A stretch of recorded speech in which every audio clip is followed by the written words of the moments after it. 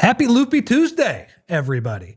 I feel like we've been talking a lot about the offense. Do they have an identity? All this stuff. The Philadelphia Eagles have one of the best defenses in the NFL.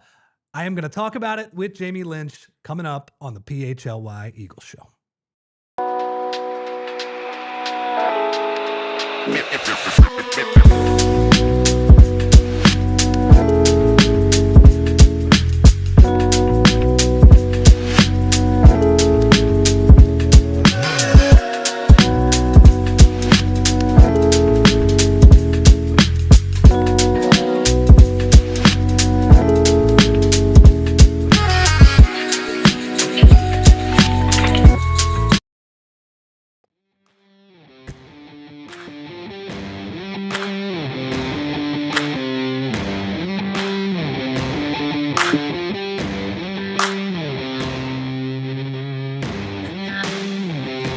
Hello, everybody, and welcome to the PHLY Eagles Show presented by Bet365 and Ashley Furniture.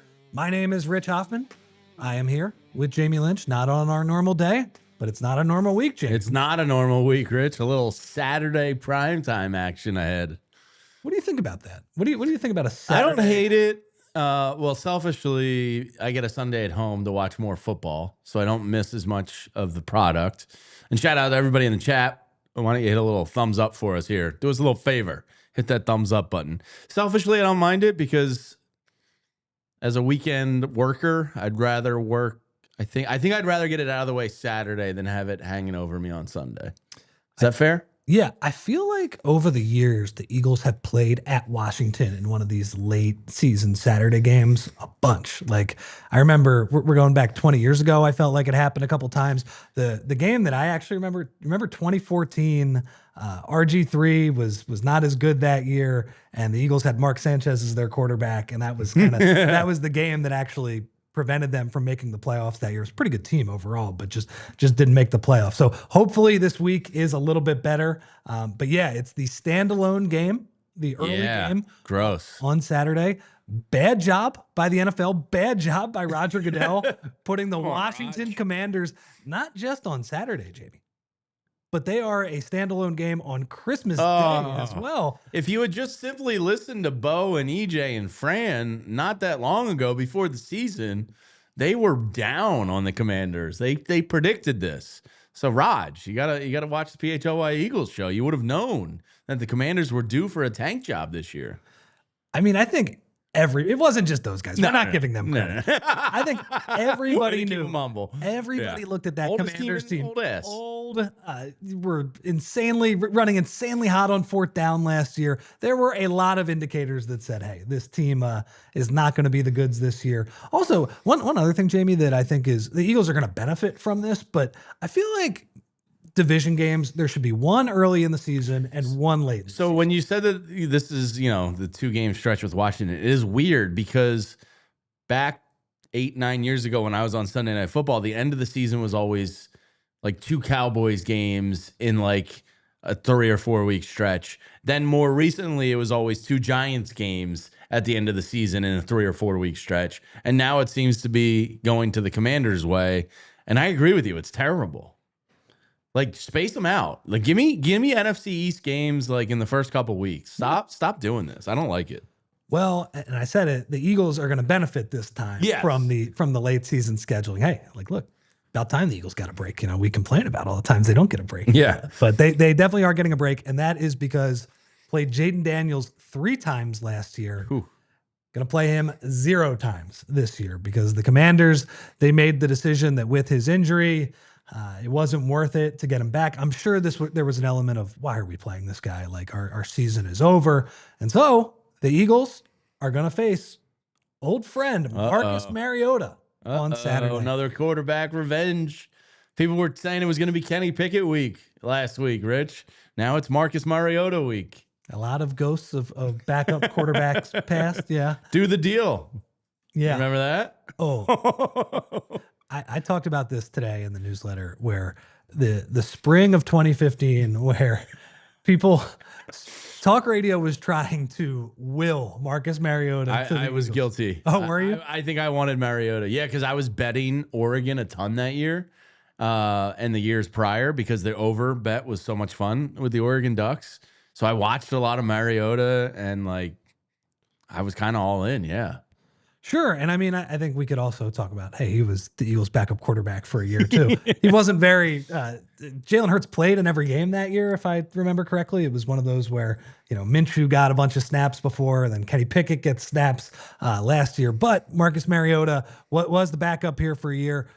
Pretty good backup. I'm sure. Yeah, he was fine. I'm expecting Washington to be they're going to be bad, as banged up and as bad as they're going to be. And I think this is a game where the Eagles, hopefully they continue to get right. It's not just a get right game, Jamie. It's hopefully a get right month for the Eagles. I do expect a much tougher game than they played on Sunday against the Raiders. Yeah, I would think it's a division game. So a rivalry right there off the bat is going to give you a little more juice than whatever the Raiders had.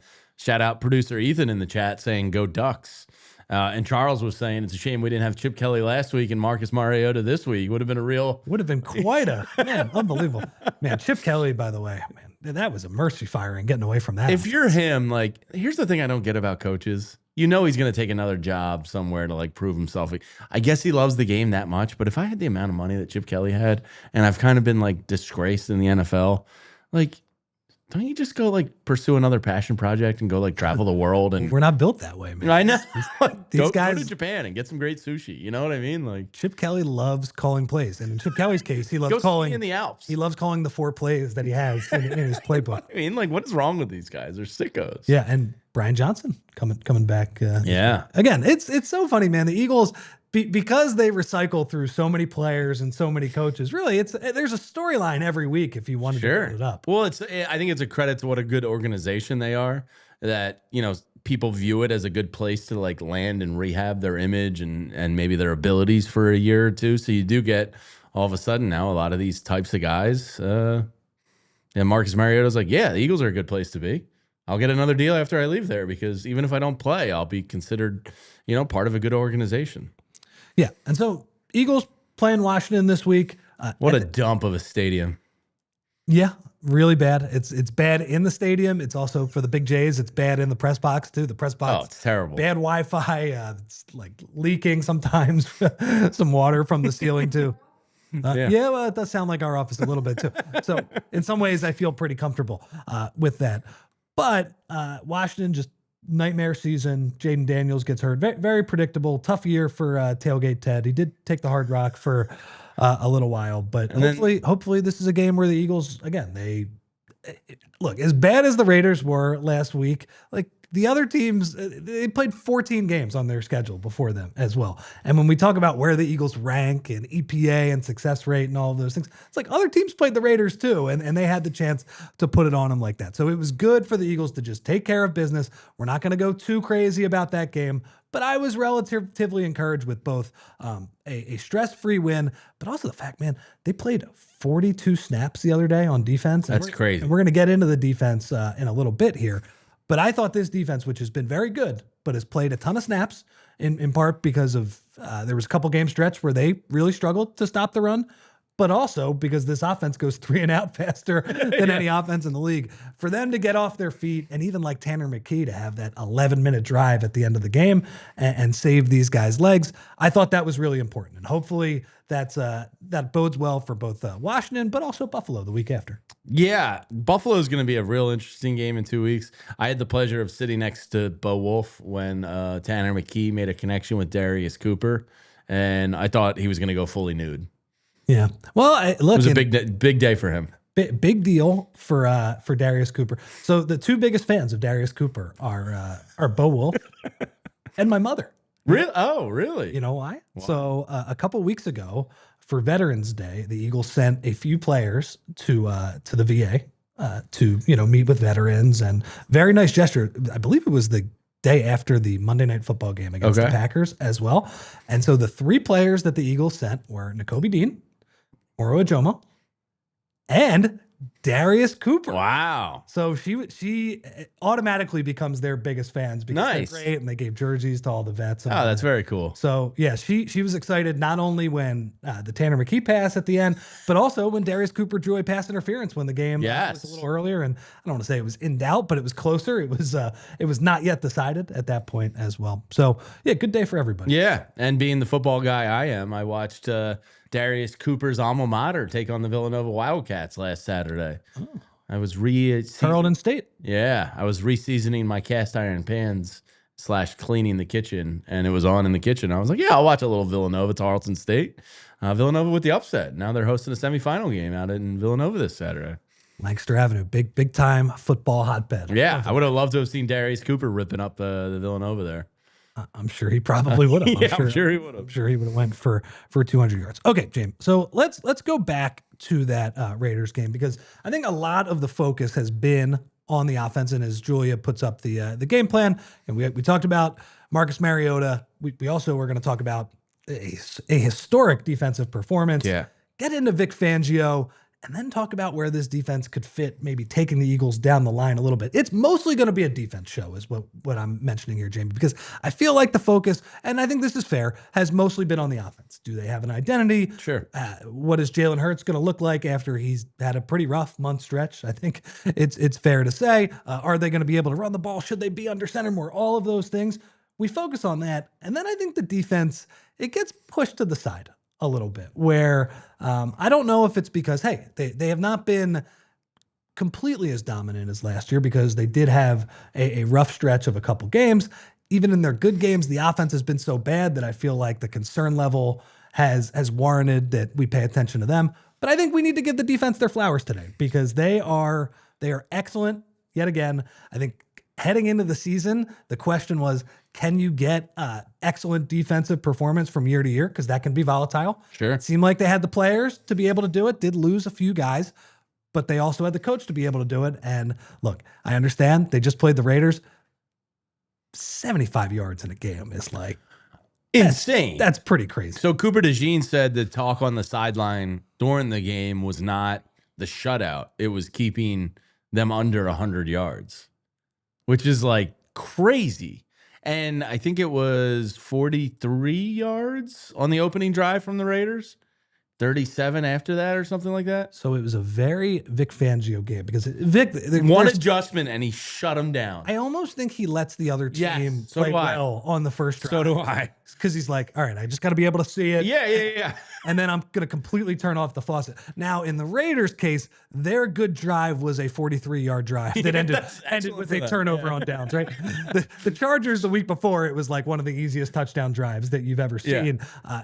I think for normal teams, sometimes, Vic, they do give up a touchdown. But yeah, after that first drive, after that second drive, completely turns off the faucet. And in this game, 43 yards on that first drive. Jamie, I can do the math. That's 32 yards the rest of the game. That's crazy. Now, I know the Raiders suck, but they are professionals. They are in the NFL. There are some people that are competent. Fran said the tape looked even worse than we remembered it on Sunday. And thank God, because it was such a bad game, that it was the second fastest in NFL history. I really appreciated that. That was unbelievable. Not only selfishly, but for all of us, because there were some good games to like get to.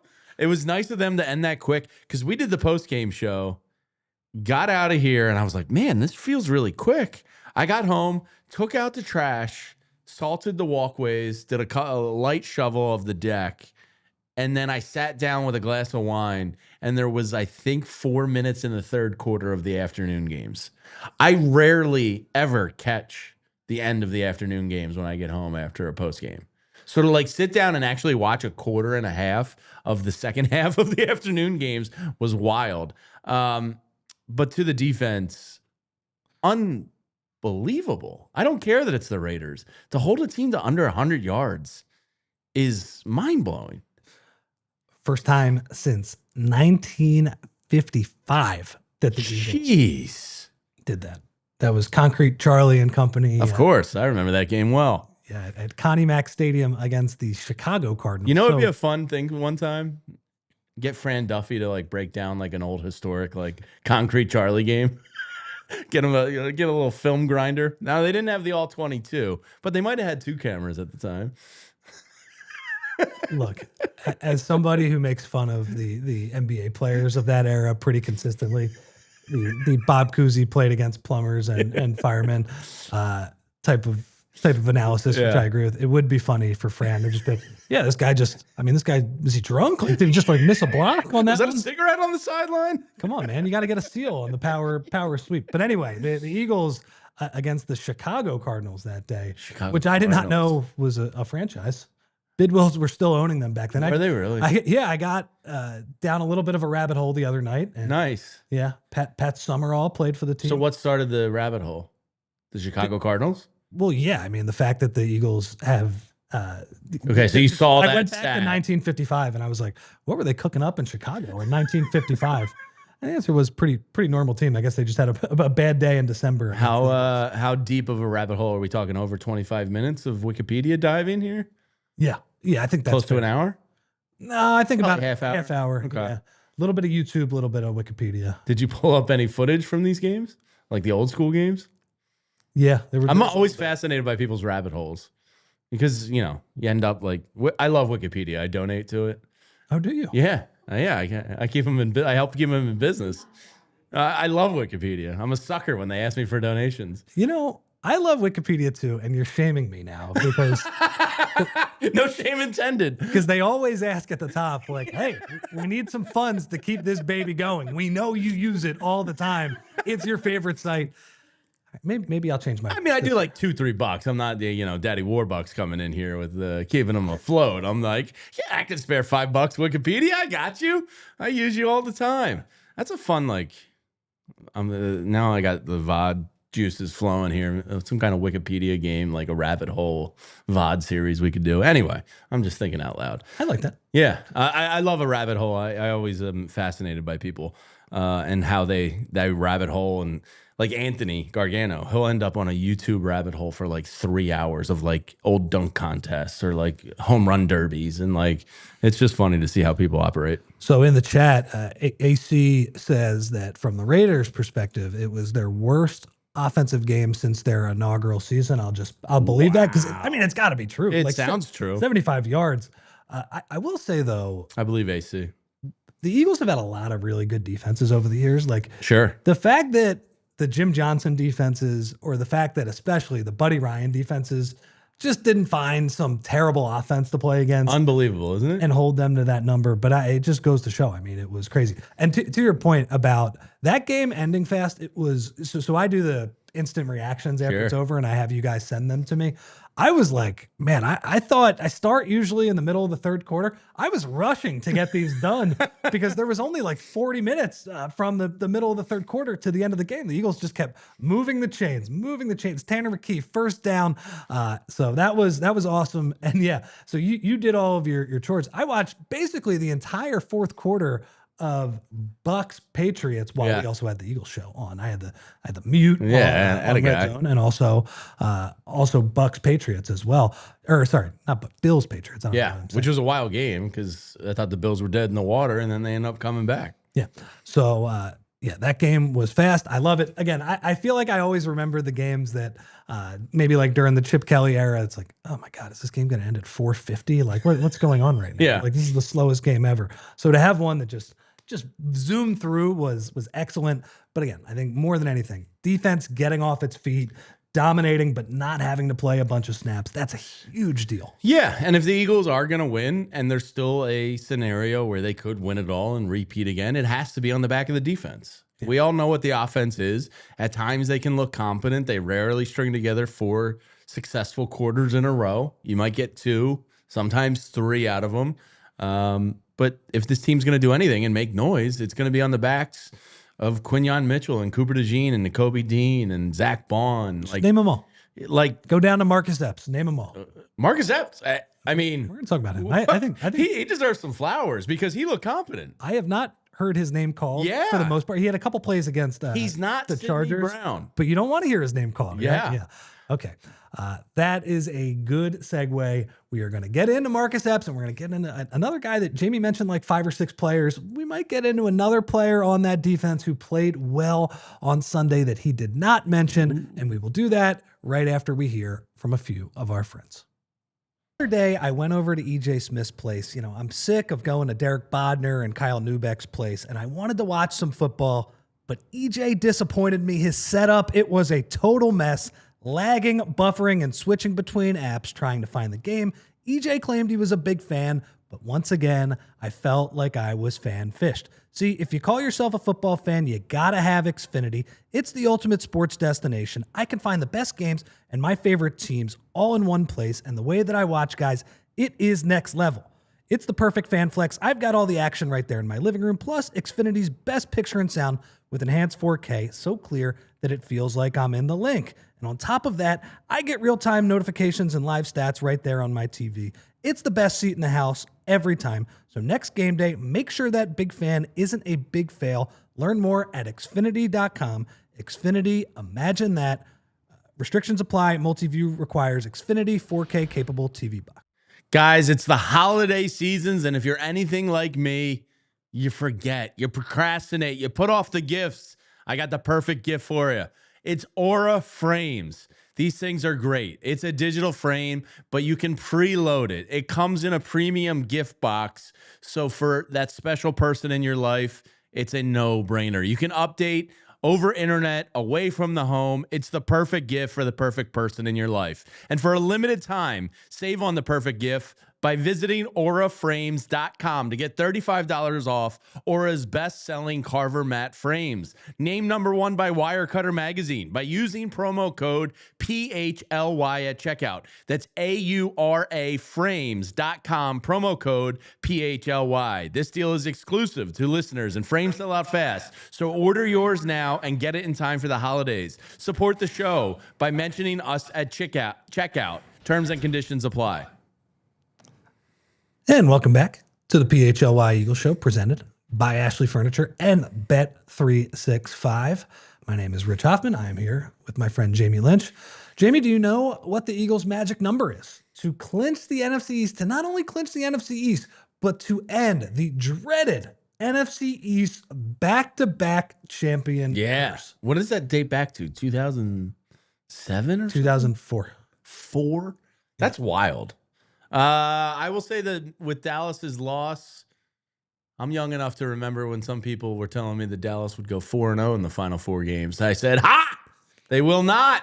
They are a poverty franchise. So I do remember the post-game show where it was after one of these losses where you might have been after the Chargers loss, where you mentioned, well, the numbers still say that it was 94%, a 94% chance.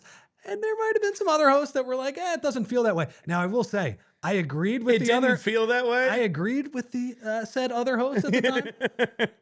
That said, 94% is 94%, and now it's what, 99%? Yeah, I would say the magic number's 1, I'm guessing. Mm-hmm. Yeah. I mean, real quick, the Dallas Cowboys are a joke. They're a poverty franchise. They're hard knocks merchants. Yes, they had a small sliver of hope that they could make the playoffs, but everybody knew they weren't going to. Who are you kidding? Dude, they're hard knocks merchants. They once the cameras went on for this HBO show, they beat the Eagles. They had a good couple weeks. Look at us, Jerry Jones. They had everybody, including this bozo who's talking right now, complimenting Brian Schottenheimer for being a pretty cool guy. And then they lose to Detroit, and then they lose to JJ McCarthy at home. That is pathetic. I sent Ben, our new social media guy, I sent him a note right after the game. I'm like, dude, you got to do Dak as the JJ McCarthy meme. Because, you know, that like weird meme of JJ McCarthy. Yeah, Dak, put his face on that. And it's not even Dak's fault. It's just a bad franchise. Poverty franchise, kind of a bunch of losers. So I didn't really think that going 4-0 was within the realm of possibility for them. But it's nice to hear. I did, and I am willing to say I was very wrong. I thought the Detroit game was going to be really hard for them, but like the idea that they were going to lose to Minnesota and JJ McCarthy, did not have that on my bingo card. And the Chargers game left.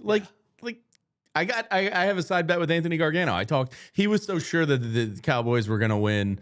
I got him to give me Chargers plus 6.5 in Dallas. So like, it's a good reminder that like because we're not used to losing streaks here recently, right? Like even the bad's never as bad typically, unless it's 2023 where you're shuffling D coordinators.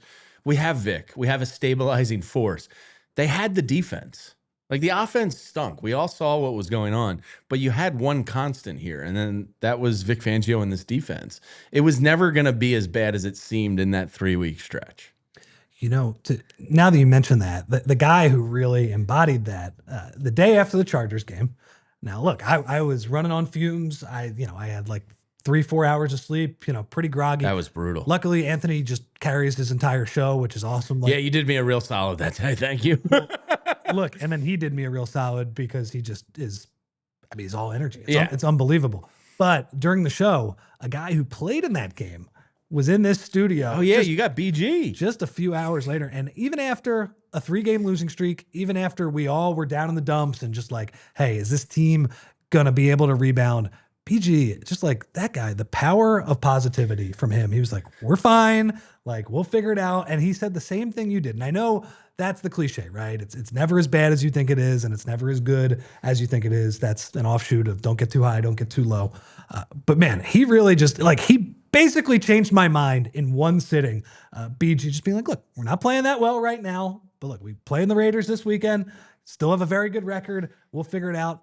And how about the young up-and-comer, Brandon Graham, with 2 sacks in the game, playing a new position as well, playing defensive tackle. And this is why I like Hard Knocks. I know it kind of gets a bad rep, but the week prior, the footage of BG in the D tackle room meeting was awesome to me. To see to get a glimpse of Jordan Davis's personality and he's going to be the torchbearer of Mr. Positivity. Once BG is finally done, I think Jordan Davis is going to be the guy that's going to be that beacon of hope and positivity. Seeing him interact with Clint and then seeing BG and Jalen Carter and seeing BG in there being like, yeah, I gotta shave these grays. And Clint's like, no, that means wisdom. You earn those grays. I thought that was such a cool scene to see. Just the respect that BG has in that building. And yeah, I'm with you. I saw him hung out a couple times. And don't forget, there's, of course, a new Unblocked coming out this I think we have Wednesday, right? Yeah. Because of the short week, yeah. But yeah, so let's play it. But he swayed me too. He was just like, man, we good. We're going to figure this out. And I'm like, yeah, BG, we're going to figure it out. And he figured it out. And so here is a short clip from BG Unblocked. We're going to have an off season to think, well, how can I be better for next year? We got to do it right now. I was impressed that Jalen Phillips came over asking for it, like he already knows. Well, we always talk about if you get a sack, this is what you doing. Okay. I want to learn how to do your celebrations. You're holding on. You get him right by the foot. Oh man! And you know what's crazy? On the second one, I was going for the ball, and he scooted up, and I just so happened to fall down, and his foot was right there. Boy, I'm like, man. I thought I was grabbing somebody else's foot because that's how quick it happened. He's the best. Well, that's the definition of don't get too high, don't get too low, right? The Eagles have a terrible week. He's off the plane, probably slept 2 hours on the plane. And he's like, it's okay. We're good. He actually slept the whole flight. I asked him. I go, how'd the flight go? He goes, I slept the whole entire flight. I was like, wow, that's impressive. But then on the other end, he has 2 sacks, which is awesome because he is the oldest player to get a sack in Eagles history. And at a new position. But he's laughing at himself a little bit too, where he's like, hey, look, it was a good pass rush, but I literally was just grabbing at a foot, and it was luckily Kenny Pickett. He was in position for a third. I think it was Ojomo got the sack, but Pickett was breaking out of Ojomo a little bit, and BG was shedding a block and was right there. So if Morrow didn't get it, BG was going to get a third. It was very cool to see. Just an awesome story. And I believe, so Bree was telling me before the show that BG talked about on the show his favorite Chinese restaurant that he went to after the game. So check it out. That's a place that I actually walk by. It's not too far from our studios here a lot. It was interesting to hear. That's where BG gets his celebratory post-game I love meal. that. Pretty cool. What would the Rich Hofmann celebratory meal be? Oh, so it probably wouldn't be Chinese food. It would probably be, a sleeve steak? Yeah. Pizza, wings, something like that. Wings is usually my kind of like That's go-to. probably not a celebratory meal. That's like I might go stromboli. yeah. Yeah, or a pizza steak. I'm a big pizza steak guy. Okay. You ever dabble in pizza steak world? No. No? Really? Oh, get a little marinara in there. It's delightful. We're thinking of new content all over the place today. We Fried do the onions? Wikipedia rabbit hole and then pizza steak. Yeah. Maybe we do Ooh. Wikipedia pizza steak too. I'm sure that's on there. That'll be pretty good. Flyer says he likes beef and broccoli. All right, yeah. Drop your celebratory meals in there. BG goes Chinese in Chinatown. Yeah. Okay. So look, Eagles defense was amazing. And I think, Julia, do we have a graphic of kind of how dominant of a defensive performance it was? Because man, when you look at the numbers from that game, it's like it is startling. It's insane. The stuff that the Eagles did. I actually made the joke in the middle of the game where it's like, they show Vic Fangio up in the booth. Like, I love the Vic shots. Do you think he was on like Amazon doing some Christmas shopping? Probably. He did not have to call anybody. Whoever his underlings are, he's like, you just take this one over. I've already cooked. It looks like he's like looking at his play sheet, but actually no, he's just buying some. Do you know what I always look for now? Last year they caught him, and I believe there was some Zins on the table next to him. So every time they go to Vic Cam now, I'm always on the lookout. I'm like, is there Zins? Is there Zins? I think he knew to like keep those put away. Which, by the way, and we'll get to Vic a little more in a couple minutes, but again, that's why he is the platonic ideal of a defensive coordinator. I want an old crusty guy who's dipping, and it's amazing. And thank you to Julia for putting up the stats there. Yeah, I mean, 75 yards. We talked about that. Insane. At least in a game. I mean, in the Super Bowl era, I feel like a lot of the stats that we say are like in the Nick Sirianni era. No. Like basically, I know the forward pass was probably a thing back then, but we're going back quite a ways away. First shutout since 2018. That shutout actually was in Washington in that dump of a stadium. In week 17 that year, that was like the Eagles needed, I believe, Minnesota to lose and then also win. Nick Foles completed 1 million passes in a row. That was awesome. And then the thing that I talked about too, 42 total snaps. I mean, that's nuts. That's awesome. And that's a big deal for the big thing I was worried about with this defense is they were playing a bunch of snaps. Jordan Davis and when Jalen Carter was playing, they were playing like an insane percentage of the snaps because every postgame show, Bo will usually go through the snap counts with us. And because we always ask Vinny, like, ooh, Vinny, this week they were at 82. Ooh, Vinny, 75. Like they were always in that 75. You can tell Vinny, like, he wins his twos. Yeah. Sometimes he'll be like, ooh. Vinny grew up in the Jim Schwartz fastballs environment too, where so to see 40. There was rotation, and he sees those big numbers. He's like, oh, man, that's So I got a question for you. Of this defense this year, which player's your favorite element of it? Because there's so many good parts within Vic's defense. Like, do you have a favorite player on this defense? Because there's so many good options. I think my favorite player to watch on the defense, I don't think he's quite the best player, but he's pretty high up there, is Cooper DeJean. I know I'm being a company man. Ridiculous. But he's like the play that Fran had on the pod the other day, just like the processing that he provides from the slot, whether he's got run responsibilities. Like he's like, as Fran showed yesterday, on a lot of these plays, somebody motions over and it's like, hey, Coop, if they run this in the B gap, that's you. You have to make the play. Like there's nobody else there. It's going to be a huge run. But if they don't run it, then you got to cover Brock Bowers in the flat as well.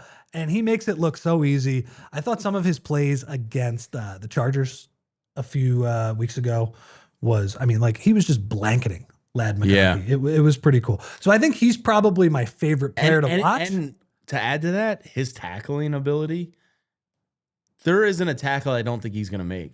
Every situation he gets in, I'm like, yeah, he's got it. Like, he doesn't miss. It's crazy because, we've seen bad tackling teams. We saw a bad tackling team 2 years ago. And I believe Fran had a stat on this. I'll have to look it up, but I think they didn't miss a tackle. I was going to bring this up. Oh, okay. You have it then. I'm going off of memory, so you cook. They, I believe, were listed as the first team that did not miss a tackle. I got to say, they did miss some tackles in the game.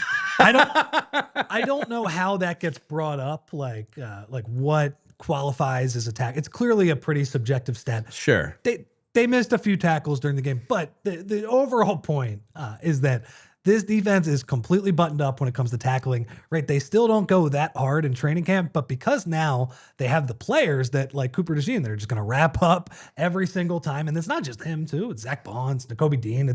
It's all of these guys being able to wrap up. Nobody cares that they don't go that hard in training camp because they have the guys. I stopped caring about that like a decade ago. Are able to do it. But I mean, to answer your question, I love, there's You're getting some support. I think Cooper is winning over like a lot of people.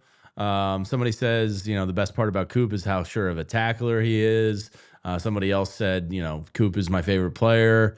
And second is Dean. Nakobe Dean getting some love in there. There's so many good answers. Mine, as you know, I've been on it since day one. My boy Quinyon. Yeah, it's unbelievable. I think the fact they got both of them in the same draft is wild. And I think there's an argument to be made that Quinyon is just the best player, but the thing is, like, they just don't really throw at him. So no, you don't see him, and that is a luxury, and I'm not taking that for granted. I think what Coop does, though, you can kind of see as a fan a little bit absolutely. More. Also, too, like, he's in the mid, like when you're just watching the TV tape, he's in the middle of the play. And he's breaking on crossers. He's tackling on run plays, anything in the flat. He's all over. He's on Brock Bauer. Like, he's just all over the field. There's no wrong answer, but who do you think is the best pure defensive player on this team right now? Now, let's give Jalen Carter the grace of knowing he was playing injured this year and assuming he's more on the footing that he was last year than this year. Who do you think is this team's best player? Because one of the guys we mentioned was a Defensive Player of the Year finalist we haven't even gotten to last year. Zack Baun. I think it's Quinyon is the best player right now. And I do too. Like Jalen Carter, yeah, that's fine. I still would like to extend Jalen Carter. I know. Oh, absolutely. I think that's going to be a very interesting offseason topic because he's been hurt, but he's also hurt because he plays a million snaps. And I think that's a talent that obviously you still want to keep around for a long time. He probably has the ceiling to be the best player. And I think last year, I think you probably argue that Jalen Carter, he was getting double teamed pretty consistently. Yeah. And, like the play he made at the end of the Rams game was amazing. But I think right now, Quinyon is I don't want to say it's a clear answer, but it's up there. I mean, he's an all-pro. Jalen Phillips also really good too. Yeah, he hasn't been here for that long. But I was hoping Nolan Smith was going to be the guy we were talking about this year, is like getting into that best player on the defense. But I do think it's Quinyon. I got some quick stats for you here on Quinyon if you'd like them.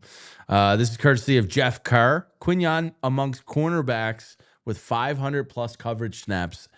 He is first in completion rate, a mere 38.6%. He is first in passing yards allowed in the NFL. Passing touchdowns allowed, pretty important one. Points are important to NFL offenses. Yes, he's allowed exactly 0, which is first in the NFL. And his passer rating against is first in the NFL this season. Quinyon Mitchell is an all-pro cornerback. He has a chance to be the franchise's best all-time cornerback. He's never going to have the interception rate that Eric Allen did, but this is a guy that is going to be in rare air in Eagles franchise history for the position he plays.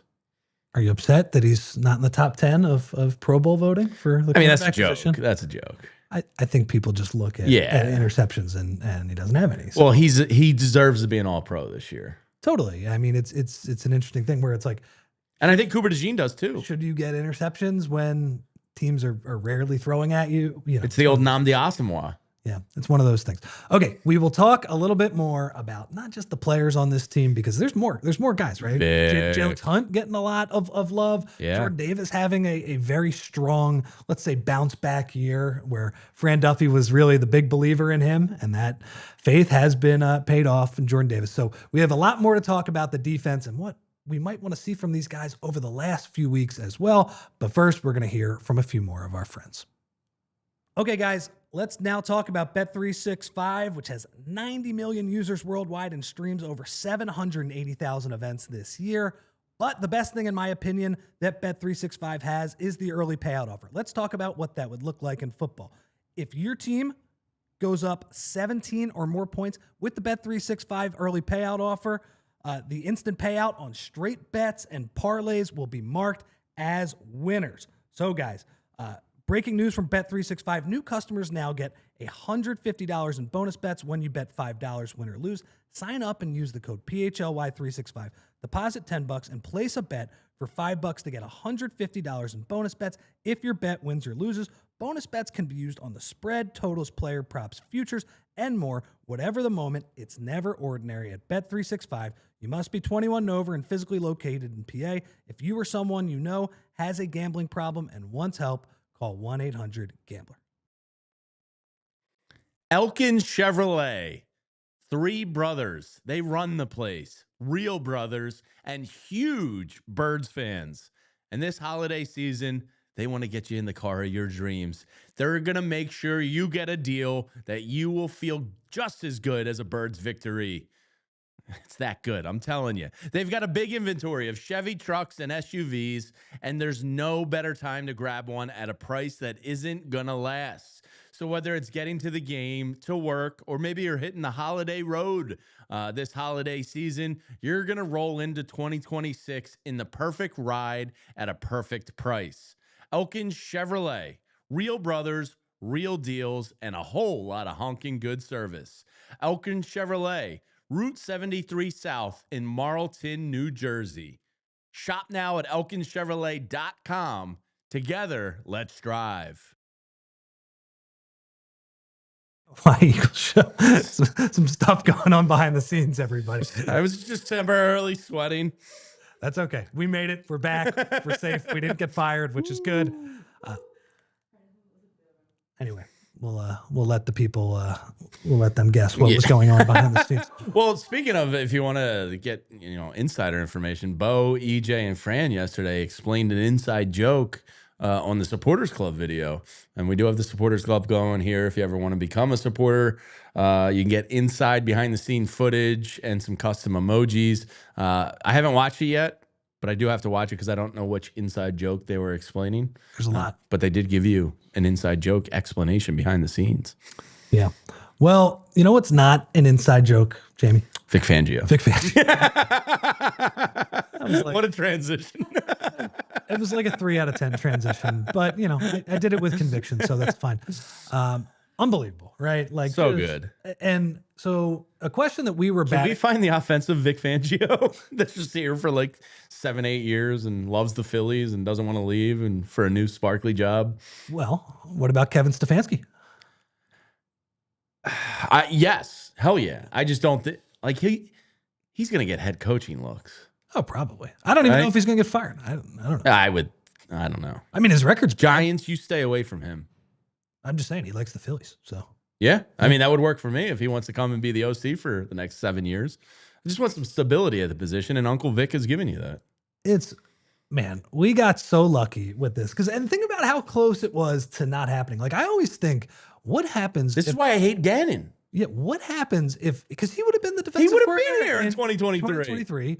And look, that defense. This is ultimate sliding doors. Now, in fairness, the 2023 defense was so bad that it probably spurred some necessary changes. I mean, we just talked about Quinyon and Cooper DeJean, like how he was not messing around at the top of that draft. He was like, our back 7 is terrible.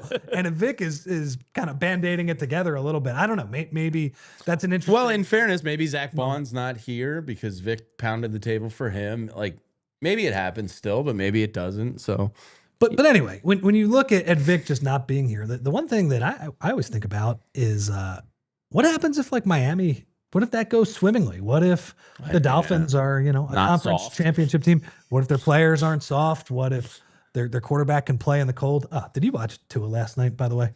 A little bit, yeah. I was doing some work and I had it on in the kitchen, and he's terrible. They've been playing well over the past 5-6 games, and obviously it's a little bit of a fake winning streak because they're not going to make the playoffs. But good for McDaniel for rallying them, and he probably saved his job. I don't know if he did, but maybe whatever. Like I think they've done some good stuff, but yeah, I just was thinking man, Tua is so bad in the cold. Like that was a frigid game, and old man Rodgers was slinging it just way better than Tua. It's pretty impressive what these old heads are doing out there.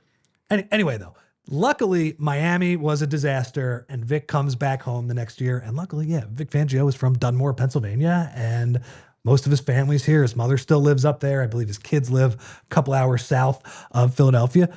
Jamie, here's a question for you. Of the NFL defensive coordinators, or let's not even say defensive coordinators. Let's say the play callers that are going to be in the playoffs this year. Where do you think Vic Fangio is going to rank heading in? I think you can go with the current playoff picture too. Yeah, I think he's definitely top 3 without like diving into the nitty gritty of it. Well, there's no way you can actually there's no objective way to say this. Yeah, There's I a bit mean, of opinion the going. Houston defense, and then because when you're dissecting like a top 3, then you start getting into like, well, what defense? Like, what's the guy working with? Like, they're all really, really good. I mean, Houston's defense is great. I would say Houston, Seattle, and the Eagles are probably the 3 you cut up and kind of rank 1, 2, 3. If I had to look at it, the guy that it seems to me, and look, I'm not Fran, I'm not watching all of these teams, but the guy who, in terms of a defensive play caller, who I would put on Vic's level, I'm not putting him ahead of Vic, is Mike McDonald in Seattle. Yeah. And then I guess Vance Joseph would be the 4th. Has clearly done a very good job. Now, I think Vic he has a couple things working for him where you would rank him ahead of some of those guys, and that's number one. Doesn't have Nick Benito. Well, I mean, Vic has very good players that he's working with. Yeah, but he doesn't have like that double-digit sack dominant guy. It's true. The thing that Vic has going for him, though, is number one, he has been such an influential coordinator. So the fact that he's now having success, like he is the guy who's influenced how defense has been played over the last, let's say, decade. And so now that he's, a top 5 defense the last 2 years as well, I think he's going to have a little bit more pub in that regard because he's already that influential. And the other thing too, let's be real. Count the rings. I love being on the right side of this. I don't like it in basketball, ring culture and all this stuff. Yeah. Count them, baby. And Vic Fangio is the defending Super Bowl champion in large part because his defense was lights out all of last year. But they're right there, not skipping a beat. And part of being a great coach is not having the fall off, right? Like keeping it together even when your personnel changes. And the Eagles defensive line had a major personnel change. And the beautiful thing you were saying that there is like Vic has earned it over years and different franchises. Sean McVay knows that. And let's dream out a perfect scenario here where the Eagles and the Rams go destined in an NFC Championship game. It's played at LA. I don't like that part. The Rams are nasty. And obviously if they're playing in Philly, it's a much different game. But, there's probably going to be 50% Eagles fans in that stands. Definitely be. And Sean McVay has said the words out loud, basically, that Vic Fangio made him change the way he is as a coach, that he has kept him up at night. Vic Fangio is the ultimate kryptonite for Sean McVay. So if you want like a blessing of, you're the best D coordinator in the NFL, go ask Sean McVay what he thinks, because he'll probably tell you it's Vic Fangio. Well, and Boy wonder. Everybody from that Shanahan tree has said over the years that Fangio's the best. Like Kyle Shanahan said that. Matt LaFleur said that as well. So, and look. So there the it Rams, is. Vic Fangio's the best. I will say Sean McVay and the Rams, that is a scary team because they're nasty. They move the ball all game against the Eagles. That was an awesome Eagles win. Jordan Davis blocking the kick. The multiple kicks. That was awesome. But he owns them. The Rams, they had a lot of 4th down calls that were just terrible in that game. So the Eagles are going to have to play better. But that's probably because McVay's brain is scrambled because he sees Vic up there in the booth throwing in zins and spitting. He's like, oh, God. You think that's it? Yeah, I think he's terrified at the sight of him. The zins from the field. He's like, man, that guy's so cool up there. He's throwing a vape, whatever. I guess I shouldn't give away free advertising. But he owns Sean McVay. Yeah, it's one of those things where McVay is going to have to. So like that's a nice back pocket piece if you ever do get to an NFC. And the Rams have to get there themselves too, which I would assume they do. It was like the Lions last year where everybody assumed, all right, Eagles, they've had an amazing regular season, but they're going to have to win in Detroit to get to the Super Bowl. No, they're not going to have to. Thank you, Tailgate Ted, for that. Appreciate thank you, Jared Goff, for throwing 5 interceptions. That was very nice of you. So, Jamie, I guess the last thing that I would ask you is why do you think this defense, because they're now top 5 in EPA. I think they're like 7th in success rate. Anyway, like they have backed up an elite defensive season with another elite defensive season. It feels like it's just gone under the radar though. And I have a couple. It is because the offense, because people like to bitch, I think, a little bit, and sometimes we don't appreciate greatness when we have it. We're always looking for the perfection, and it's like, well, this team's not perfect because the offense isn't perfect. Well, the defense is getting pretty damn close. Yeah, and the other issue for the defense is that there have been a couple games. I think the one in the back of my head that is just Giants. well, that's one, but the more recent one where post Jalen Phillips, just the one game that was just a disaster from beginning to end was the Bears game where the Bears ran the ball down their throats. Yeah. Now, Manungai. yeah, the hope is that Eagles team, we talked about the snaps and finally getting off their feet this week. They played a ton of snaps in that game. Now, some of that was their fault. They couldn't get off the field, but that was also a short turnaround. I think that is sticking in the back of my head where the Rams were able to run the ball pretty well on them earlier in the year. Am I wrong for just kind of like Giants as well, although they were very banged up for that. throwing the short week games out? Like I abandoned them too. Like I'm like, that was a short week. I'll throw it away. And that may be a fault of mine. Totally. No, I don't know if I give them full credit. Look, I'm with you. Which sounds stupid, but you know, can you get me. And you could also just say like, hey, they have shown there's 5 or 6 games that have just been awesome defensive games. Yeah. Lions game, Packers game. So even over the past 2 weeks, they are on a streak of 20 consecutive possessions without giving up a touchdown. I don't care who you're playing. I know that Chargers offensive line is banged up, and I know the Raiders are bad. That is pretty hard to do. Unbelievable. I mean, yeah, the Chargers game at the time, midway through the fourth quarter, I believe it was the highest pressure rate in NFL history. It's crazy. Like they were getting to Herbert like 74% of the time without blitzing. So the idea of how good is your good, like the Eagles, this defense passes that test. Oh, absolutely. Flying colors. So I'm feeling pretty good about it. Hopefully this is another week where they're able to just dominate, right? And then they get a nice, easy win and they break the NFC East curse. I think they will. But so it'll be good, right? Because you get 2 really easy games in a row. You get Las Vegas, then you get Washington. I'm not like saying they're going to dominate Washington because you never know in the NFL division game, all of those qualifiers. But if they are able to have another really strong defensive game, then you get the nice test at the end of the year against Buffalo, which it's like, look, the Eagles are probably playing for the 3 or the 2 seed, so it's not the biggest deal in the world either way. I think I probably would rather have, you'd rather have the 2 with the chance to host 2 games. I think that the quality of opponent might be negligible, right? Yeah, it's like 49ers, Bucks, Packers are all kind of in that same like ilk, you know. Seahawks too. And Seahawks. Sam Darnold's been crap the last 3 weeks. I'm a little bit of a Jordan Love, Sam Darnold, like Dak, like all these people that have like stellar regular seasons. It's always like, oh wow, oh Sam Darnold. It's like, okay.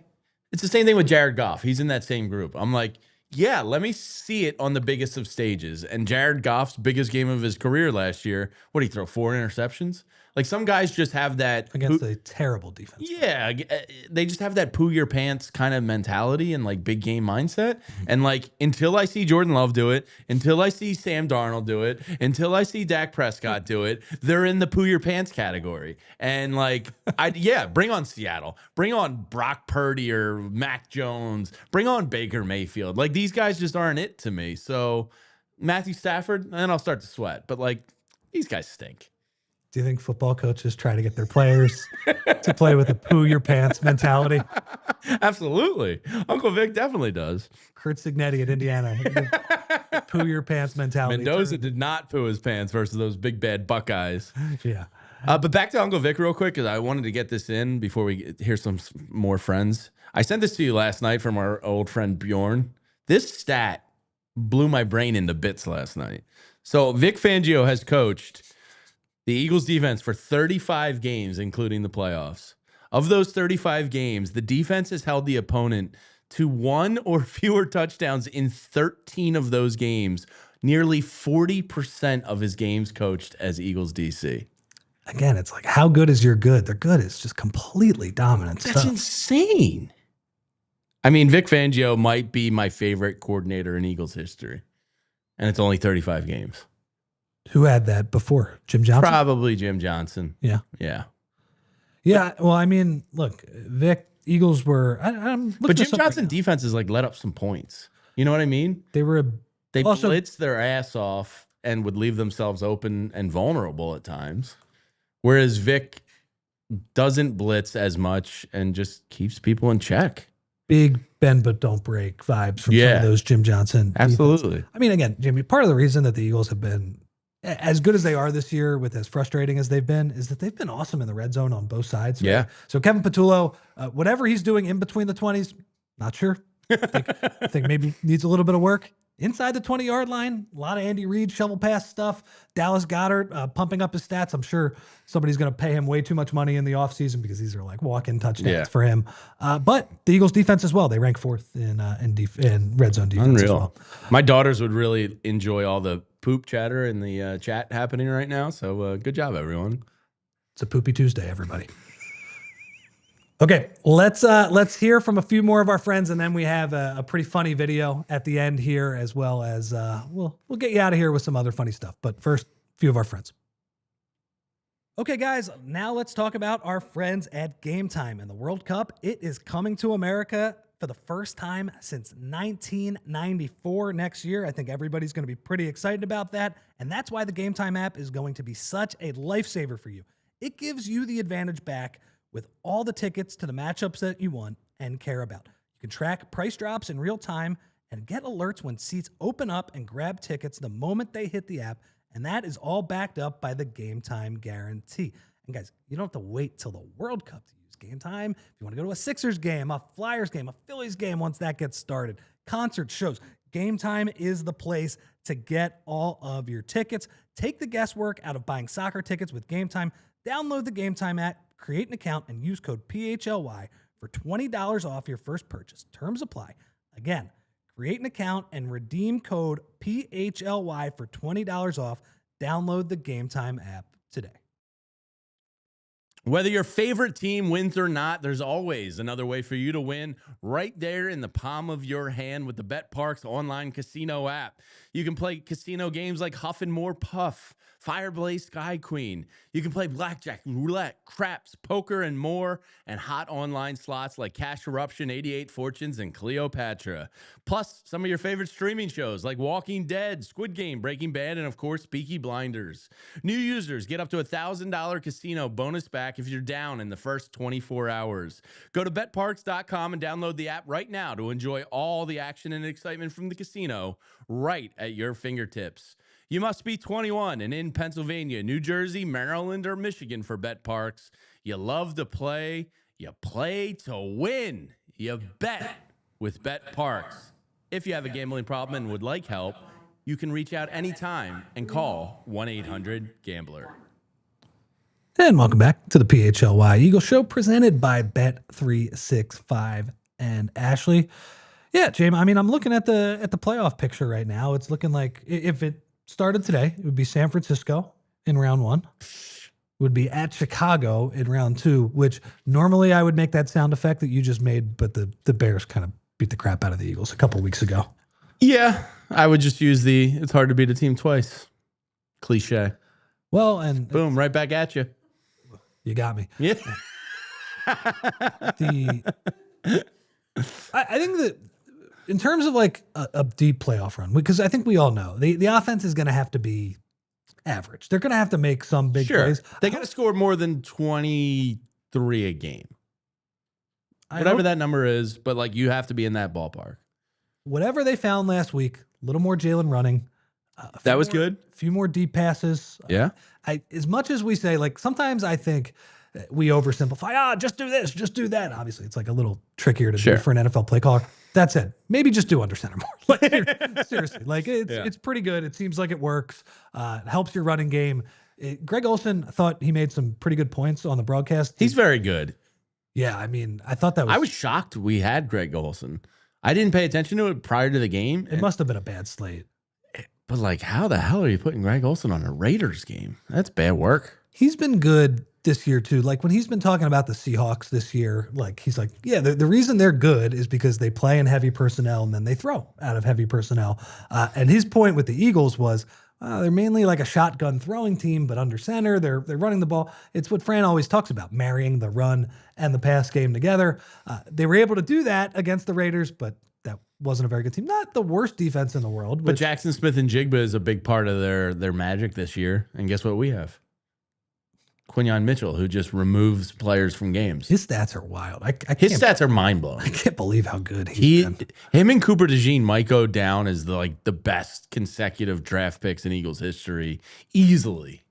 I mean, I'm sure there's other great ones. I think was it LaShawn and DeJean? Was it LaShawn and DeJean? Because Because LaShawn was second, and so was DeJean, right? It might not have been the same. It might have been Macklin and DeJean. Whatever.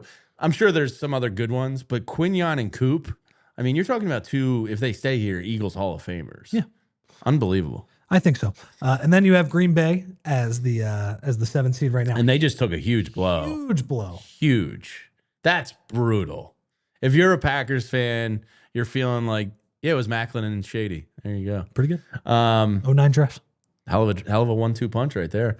Yeah, if you're a Packers fan, that is just a tough pill to swallow because you thought things were different, and then the one piece you pushed all in for, a non-contact, like you knew it right away. The knee just it did the forward where the shin went forward. It was like, that sucks. That's brutal. I'm not a Packers fan, but I feel bad for him. I feel bad because he is literally that's if Packers fans were like, yeah, we're probably just not going to win now because that guy is a complete game changer. Yeah. And to win a Super Bowl, they probably were going to need one Micah Parsons game where he just completely wrecks it in the second half. So I think before we get to the last few minutes of the show, I think we do have to go head on over, not to overtime, but to overtime. Ooh.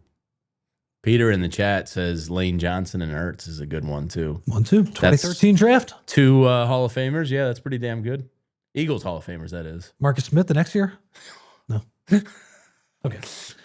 But yeah, sorry, Packers fans. That's a tough pill to swallow. Anyway, though, when we look at this defense, right, the offense is going to have to be average, but the good news is the defense is going to be good enough where I think you're going to be in every single game. Yeah, guys. I We think even so talked too. about that Bears game when they were terrible and they got run over for most of the game. They were still in it. They limited the damage to a degree that was look, if the offense had done anything, they would have been right in that game. So, so that's got to be the hope. I don't know if I'm feeling a little too positive based on just them playing a terrible team, but look, man, they're 9-5. They're probably going to get 11 wins minimum at the end of the year. So who do you Part of the reason I feel positive is I don't think the NFC's as great as a lot of pundits do. Everybody talks about the NFC being so much better than the AFC this year, and yeah, it most likely is substantially better. But does San Fran scare you? No, they've been doing it a lot with believe it or not, special teams luck. Yeah. Their kicker had made 22 kicks in a row. Does Seattle really scare you? Not as much on the road, I gotta say, and it probably will be on the road. It's a big game in a couple nights. I'm very excited to watch that. Does Thursday Tampa Night Bay really scare you? No. Does Green Bay really scare you? Without Micah, it's much less. Yeah. There's one team that scares you. Yeah. I think, And it's a Hall of Fame quarterback with a great head coach. and you're gonna have to play on the road, probably. And you're going to have to play in their house. That's the one. Every other game, I think, is easily, I shouldn't say easily, is winnable. Because of Vic Fangio in this defense, bring on anybody but Matthew Stafford and I'll have my chest out. It's been such a funny year in that we've been just pulling our hair out about how bad the offense has been. And at the end of this season, the Eagles are going to get a 4-game stretch where they're going to play 3 gimmies from what we can tell.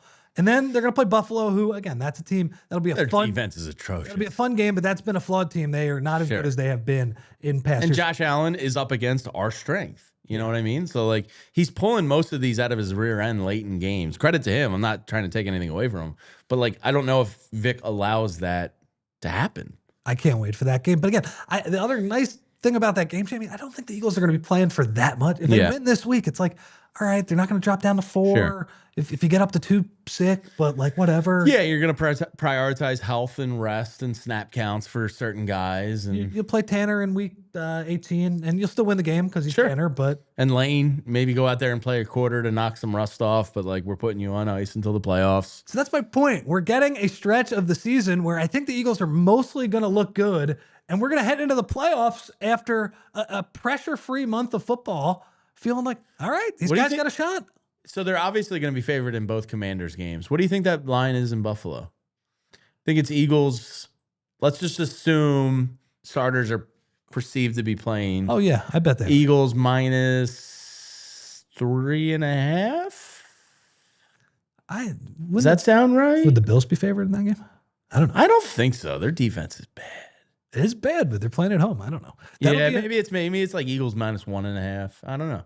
That'll be an interesting one. Any aspiring YouTube creators, head to the lots for that game. And Bills Eagles, man, that'll be especially if there's like snow on the ground. If you had to do one of their traditions, would you go through the table or would you be the ketchup and mustard guy? I don't know the ketchup and mustard one. Oh, you don't know the ketchup and mustard old man? No. Really? I've seen the table stuff. Oh, Julia, you might have to see if you can find a video of him real quick. There's this one old head Bills fan. He's like white beard, white hair. And every single game, there's a tradition where a lot of people come and watch it. People stand on top of like a big van, like some kind of old school van, and they just douse them with like 4 to 8 bottles of yellow mustard. Like all over the face, all over the chest, just covered head to toe in mustard. I'm shocked you've never seen him before. It's very funny. It's very dumb. What would I rather do?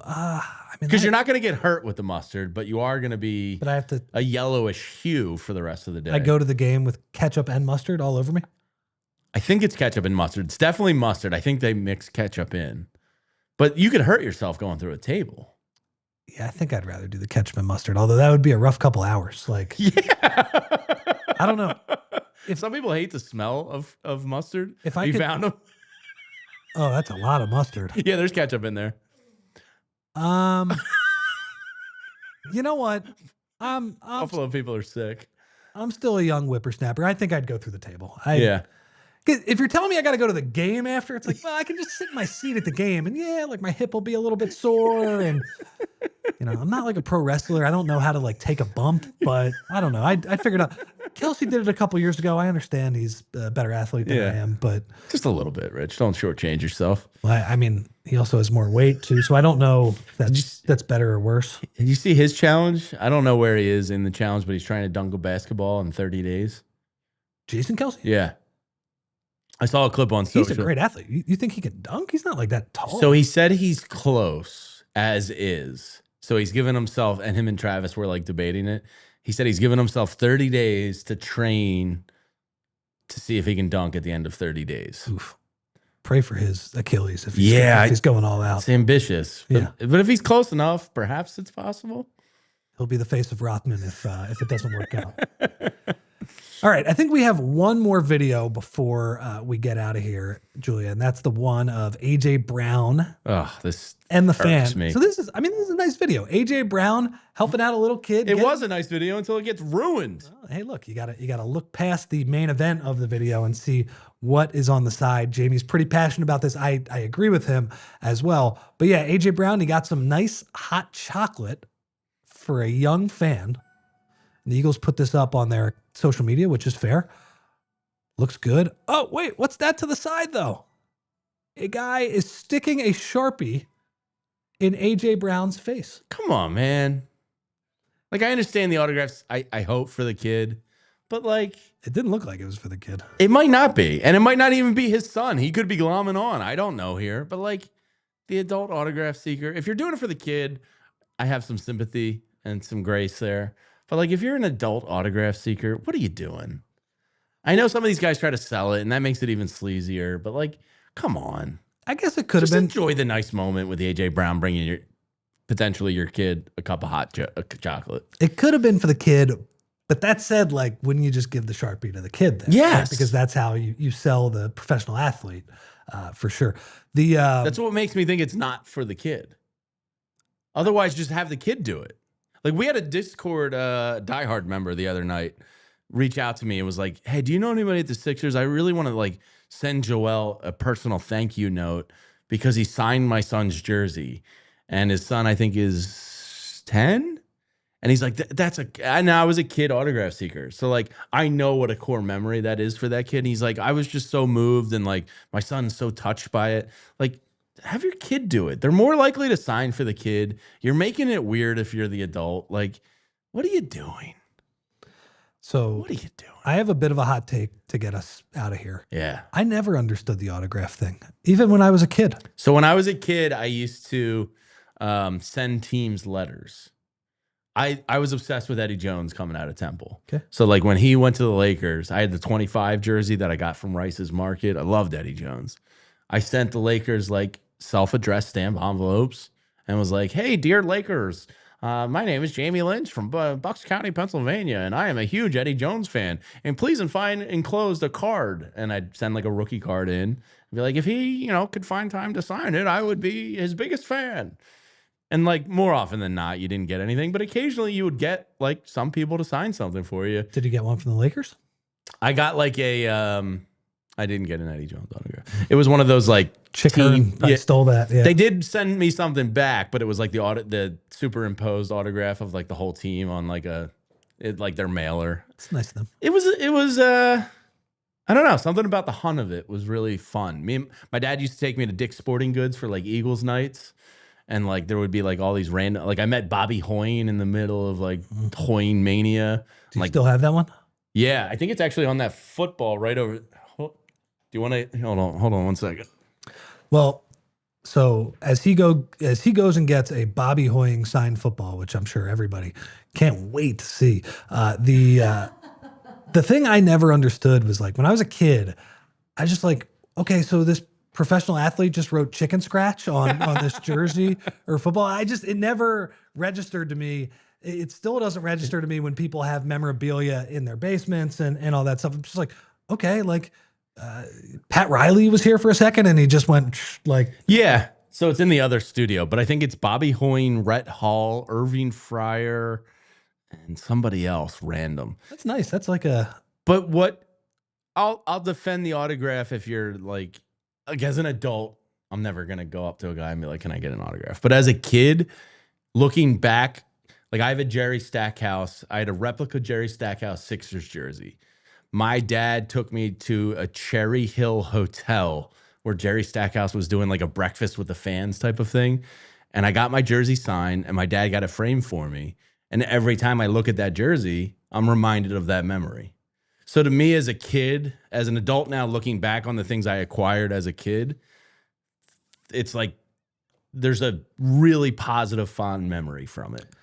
look, I'm not against kids. So like for every an time I autograph. see it, it's a warm memory to me. So that I think that's why Yeah, it wasn't for me, but it's not a hot take. For a kid, that's great. Like, if a kid, adult autograph takers get lost. if a kid just wants to be a fan and uses that as a core memory and associates I didn't that, know that as a kid that it was going to be a core memory, but now as an adult, the reason I have them hanging up is like, oh, that was a great day with my dad. Oh, we went to Stockburger Chevrolet or whatever in Newtown to meet Ricky Waters for that one. And like everyone is like a little bit of like, it was a hunt and it's a fun memory. So that's kind of as an adult why I have them hanging.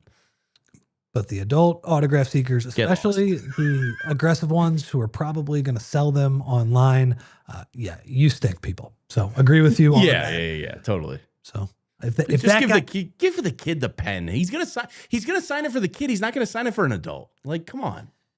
Totally. And look, and for that kid, hopefully that's a core memory because, hey, my favorite receiver made me some hot chocolate. It's pretty cool. It's better than an autograph. I'd rather have nice hot chocolate on like the coldest day of the year. Come on. Yeah. I saw a clip, Instead of speaking of some chicken autographs, scratch. Donovan McNabb. I guess there was an Oaks, one of those autograph shows this past weekend, and Donovan McNabb went over and got Cooper DeJean's autograph.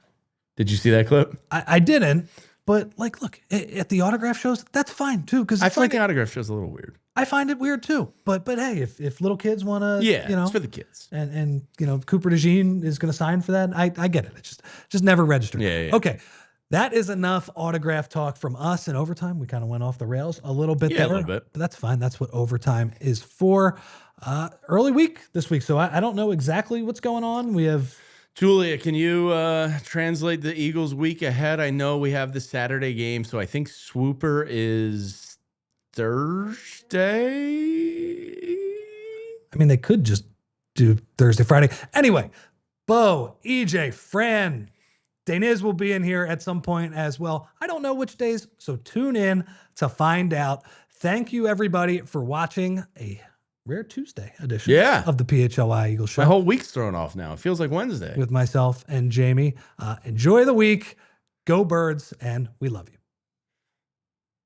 you.